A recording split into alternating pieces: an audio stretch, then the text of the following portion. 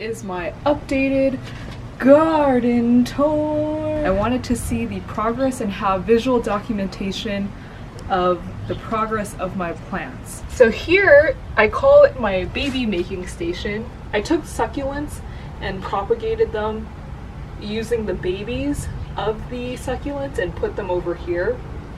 A lot of these are, I guess it's kind of like my baby station as well as my rehab station, because you'll notice a lot of these little spurts of jade plants. It actually came from a dying jade plant that we found on a walk.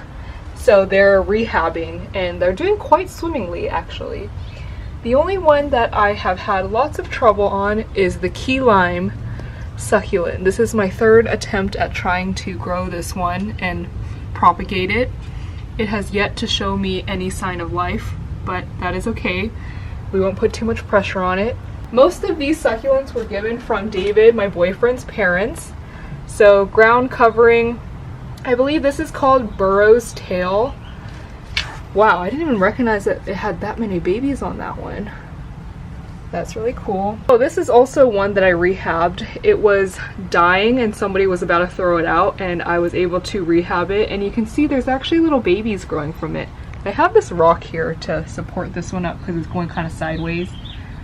This, okay, it's a perfect example of what I do when a leaf falls off. But I simply just dig my finger in it and stick it inside and hope that it grows. If it doesn't, you have many other opportunities to try again. This one I believe is called like the iceberg or ice cube. I forgot one of them. It's because they look kind of like ice cubes. This one was given to me by my friend Tanya. You'll see sporadically all these little tiny little ones, and these are actually babies off of the mother of thousands, which I will show you in a little bit. But yeah, this one was given from Tanya. This one was also salvaged from somebody that was about to throw theirs away. A little trick with succulents is if you chop off a pretty central growth, for propagation's sake or what have you, a lot of babies actually grow because a lot less energy has to be put into watering that one base, and so more energy can be put into babies.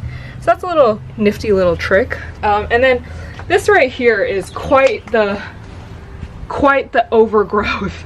As you can see, I even used a little rock as support. But this one right here, I believe it started out, I kid you not, with something of this size, and it grew to this much, plus this one, plus that one, and you'll see it littered throughout my whole garden collection. But if you're a beginner succulent grower, I really recommend starting with this one. This is my jade plant. It is the biggest of my jade plants, and something that's just so cool and rewarding about succulents is you can start with something the size of, for example, this, and then it can grow to the point where it has a trunk. It straight up has a trunk attached to it. This is the mother of thousands I was talking about. The really cool thing about this, it's like a never-ending growth system because this is the mama plant, but all these little ones are babies off of her. So you can see that this crate is littered with the babies of the mother of thousands. So I'm hoping they all grow big and strong like the mama bear. This one, I don't know what it's called, but I call it like a coral because it kind of looks like that, like an underwater creature. Another Burrow's Tail. And then those are cuttings off of the big dark rose. I think this is called black rose or dark rose that I got, that I'll show in a little bit. As you can see, another jade plant. Jade plant is another one that I really recommend if you are a beginner succulent grower. Jade plant grows like crazy and it's super fast and super easy. Baby, oh, a baby just fell off, so let me just flick that in there and the roots will grow. But yeah, this one's not doing too well. If you wanted to see an example of a plant that got infested, you see those that white area at the root? That is not a good sign. So ideally you'd want to isolate this succulent, but it's kind of in there, so I'm keeping it there and hoping it solves itself. This was the one that was actually the cutting off of that big one that I showed you. And isn't it so cool to see how much more fruitfully this one has grown here? Here's a little cacti that David's parents also gave me. These are super low maintenance and it's actually growing a little baby over there. And then here is my elephant ear. Elephant ears are also something that very easy to propagate. All I do is if I notice a shoot off of it gets way too long, I'll just chop it off and then just plant it in the ground. And that's that. So I really like elephant ears. You'll commonly see these grow into like super big bushes just because they grow so fruitfully. These ones house a lot of the leaves. So as you saw earlier, I just took a leaf and I just planted it right into the floor. Typically 9 out of 10 times that does not work, but there is always that 1 out of 10 time that it does work, and I have proof to show it. So a lot of these plants, I just took the leaf and put it in and a little baby is growing off of it. I think that is probably the most epic or rewarding thing to see. You'll also notice that there's some babies on my little bulb leaves. So that's cool. And then very hidden beneath there is the little baby of the iceberg one. Look how cute they are, just little tiny cubes. This one is probably the most eye-catching one, and it is I know it might be hard to believe, but when I first received this plant, I kid you not, it was the size of like just this. Just imagine that. And it has grown probably 200 times that size. I even have a little stick to support it, not like it's doing much. This plant was a cutting off of a different plant, and I can't believe that it's almost outgrown the original plant that it came from, so that's cool. My fire sticks are probably one of my most liked succulents. They're just really cool to look at, and they change color in the sun. So you'll notice that some bits are more green. They're more usually the shaded bits, and then the bits that have red and yellow are the ones that where sun hits directly a lot. This is another really satisfying one to watch because it definitely grows pretty fast, and it grows just in so much volume. So you can see all these little tiny ones with the little twig prickly things coming out of it. Those were all of the recent new growths. This guy right here was the thing that I was mentioning earlier, that similarly to the jade plant, it grew its own trunk, which is pretty incredible. And these things can grow massive as well. It can grow almost to the size of a human's height. I mean, if you're a pretty petite human at least. So yeah, I like this guy because I call him my little coral plant. But similarly with all these other plants, it started very small, probably just the size of one of these little bouquets, but it has grown into almost a mini tree, which is super epic. Where I have dark roses littered throughout my whole garden collection. But yeah, these ones grow particularly well if you isolate it from the, I guess, mama plant or mama root. So I cut these ones off of a big plant that I had, and they have honestly outgrown the size of the mama plant. So very low hassle plant, these dark roses. I just find it really funny because at a lot of Lowe's and Home Depots, they'll sell these plants for like $20, but little do people know it's ridiculously easy to grow. It's not worth $20. You can just chop one off, and as you can see, they have a lot of babies that grow off of it. So you have a lot to work with basically. If you get one of these plants, it's like a 5 for 1. Look how big this one is. This has like 2 babies growing off of it, this one and this one. This is my rosemary plant here. This little guy has gone through a lot, but I will say I think the formula to get it right is to put it in something a lot bigger, because rosemary has a super big root system, and maybe in a little bit of a shaded or indirect light area. This one I genuinely don't know what it's called, but it reminds me of like a cabbage. This one David's mom gave me, and it's growing huge. Like this, I think when I first got it was like a 1/6 of the size now. So I do not know how big these things grow, and yeah, I don't even know what to do with it if it grows any bigger. So this right here in the middle that I'm trying to avoid talking about is the one time I started growing something outside of succulents, which is a fruit tree. This avocado tree has seen better days, but we're giving it time. It usually takes between 4 to 6 years to see fruit actually, the tree to actually bear fruit. So I've only had this for like less than 6 months, so we'll see if I do another plant tour in another 6 months where the status of this plant will be.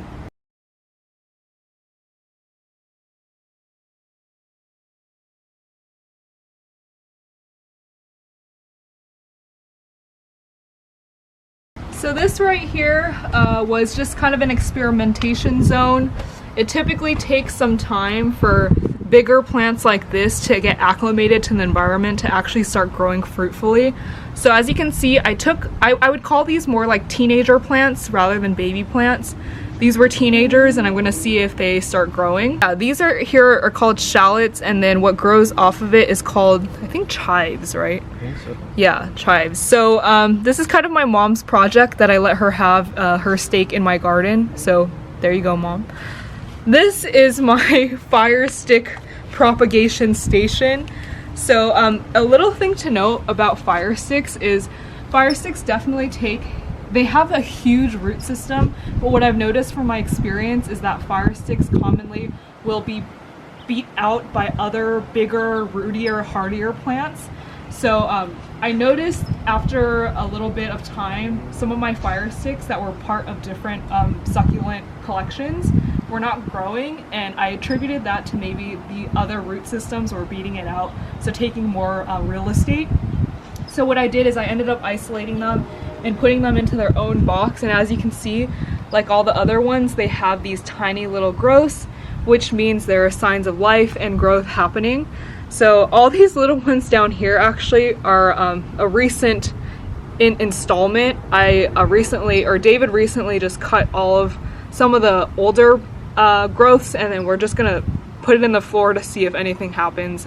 But yeah, the cool thing too about fire sticks is fire sticks can grow massive. They can grow to over 6 feet or 7 feet tall.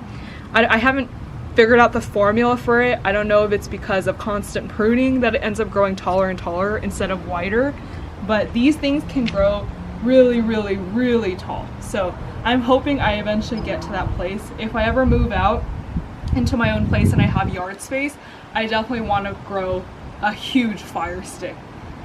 And then this right here, I don't know if it's even worth addressing. This right here was not out of my own intentional doing, but it is actually, I believe, or David and I believe, it's a squash that is in its formative years. For almost all of the plants you see out here, I put compost, a mix of compost as well as just regular potting soil. So with compost, there comes a mixture of seeds, and basically it's a very fertile land. So inevitably you might actually start unintentionally growing some produce. Like let's say you have some squash seeds or pumpkin seeds in it, you might end up intentionally growing one of those seeds, which is actually pretty epic if you ask me. So this right here is try to revive. So this cluster right up front used to actually be one big long connected one that was taller than me, but in transport it actually ripped in half. So you can see that it already started growing something new and putting its energy into some other place, which is this little baby. And then this one was a dying cactus that I just tried to revive. And as you can see, I don't know if it picks up on camera, but the very tip of it, like that very last 2 inches, is actually a different color, which shows you that that is the new growth. So really cool. To put a little bit of a reference point, I'm 5'6", and this thing is, I think, catching up to me. Dark black roses that you saw in my previous collection along the wall actually all came from this central system. So a lot of these cuttings, you'll notice that that's where it came from. And this is what I mean by these dark rose plants can get so big, because it comes from something the size of this to the size of those ones in those crates over there. This is my at one point it was a successful rosemary. It's more of a failed rosemary now, but as you can see, it's not completely dead. I think it could be reversible, like how my other rosemary looks. It at one point looked very dry and dead like this, but now it is showing signs of newer growth and healthier growth. So I don't know yet. I still have my hopes set on this one. This plant over here is called the Agave, something Agave, and this thing grows pretty massive actually. So that's why I separated it in its own pot. So what I was saying about the fire sticks earlier, previously I had this plant and fire sticks together, but I believe this plant's root is just so strong and overpowering that it ended up taking over a lot of the real estate for the fire stick, which is why I separated it. So we'll see. I think so far it has been working. It has been growing back to where it used, at the rate it used to be, but still this is not the best or highest potential this plant can reach. And then come on over here. But the one herb that I have had a lot of success with is dill. So dill is commonly used as like a pickling element. People pickle cucumbers to make pickles with. So yeah, the dill is looking good. I would say these red ones are probably inedible, but all this green is good to eat and use. I commonly also put dill when I make eggs benedict. Pretty much the only edible thing that I've been successful with are tomato plants. So here is the more ripened stage of a tomato. Here is the more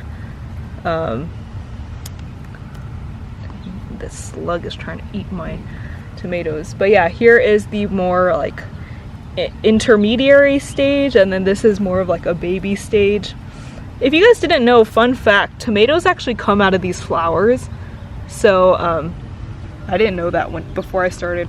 Prior to growing tomatoes, I did not know that. But yeah, so this is my only successful edible thing. I encourage you at every stage, whether you find a succulent leaf from maybe a restaurant, not encouraging you to take and steal succulents from places, but if you happen to find like a leaf from a succulent, that's still workable.